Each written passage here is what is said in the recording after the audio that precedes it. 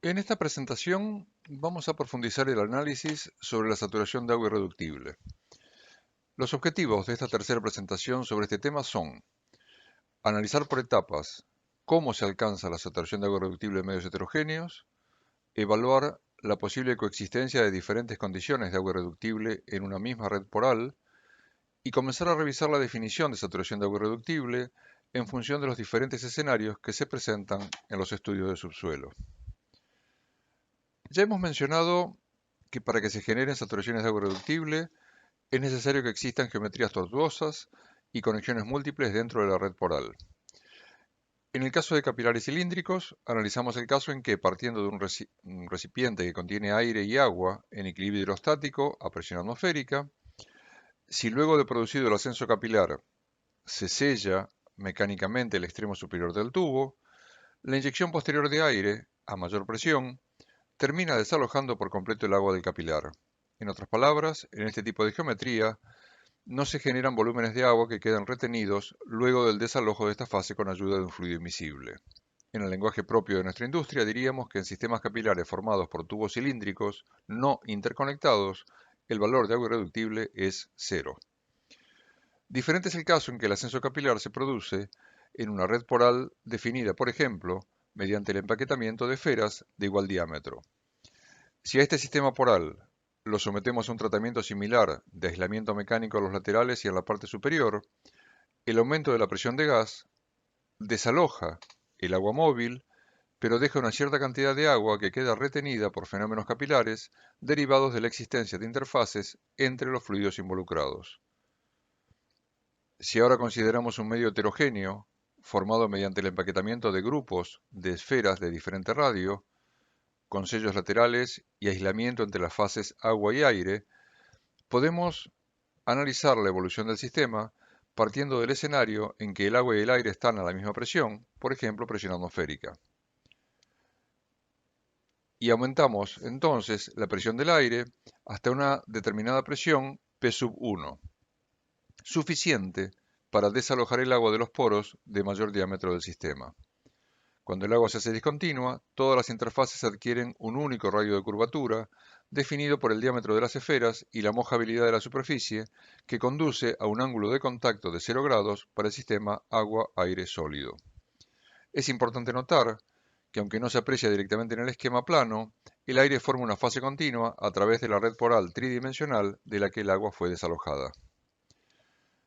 Si a continuación la presión del aire se incrementa hasta un valor P sub 2, que permite desalojar el agua de la red poral de diámetros intermedios, en el contacto entre esferas de diferente diámetro en este esquema,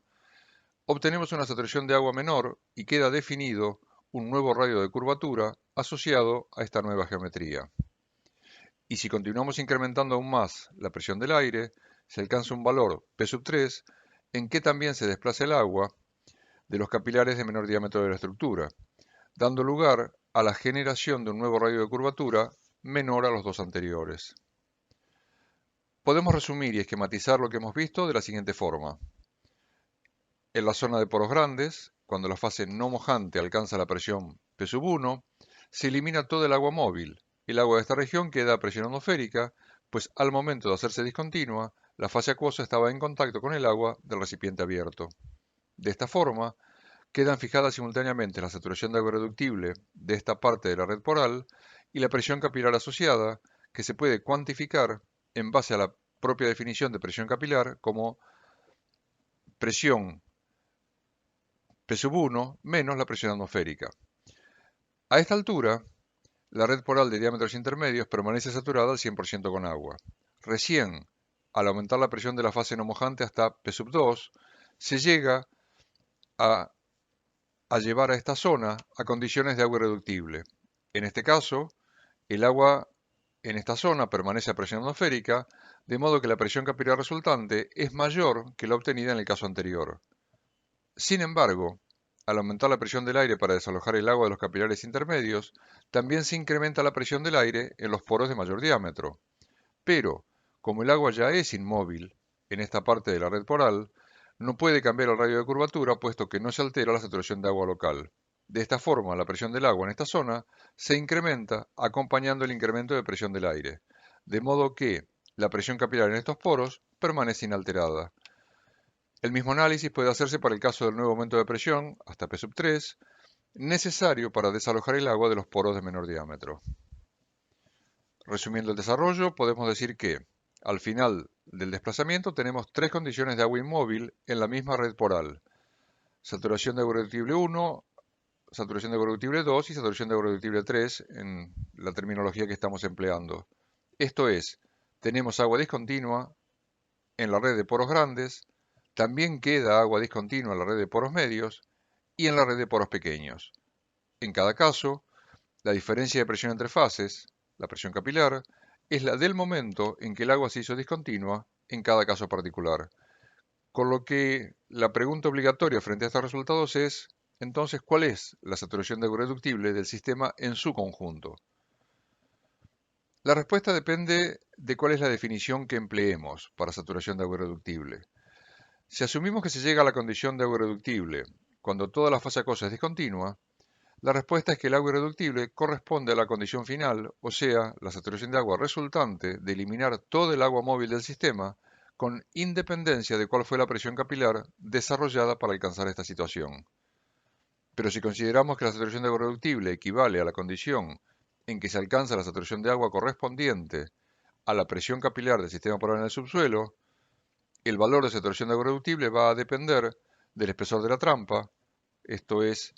su vinculación con las columnas de fluidos en el subsuelo, o de la sobrepresión en el reservorio. A su vez, si asumimos que la red poral de subsuelo está en condiciones de agua irreductible cuando en los punzados se produce petróleo seco, este valor va a depender del drawdown aplicado en el pozo y también, como veremos, de la presión del reservorio a lo largo de la historia de producción. Justamente vamos a dedicar el próximo video sobre este tema a analizar las diferentes definiciones de saturación de agua reductible. También vamos a ver cómo se debe determinar el valor de agua reductible en función de la definición elegida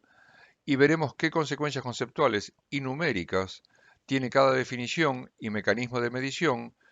tanto sobre el modelado estático como sobre el modelado dinámico de reservorios.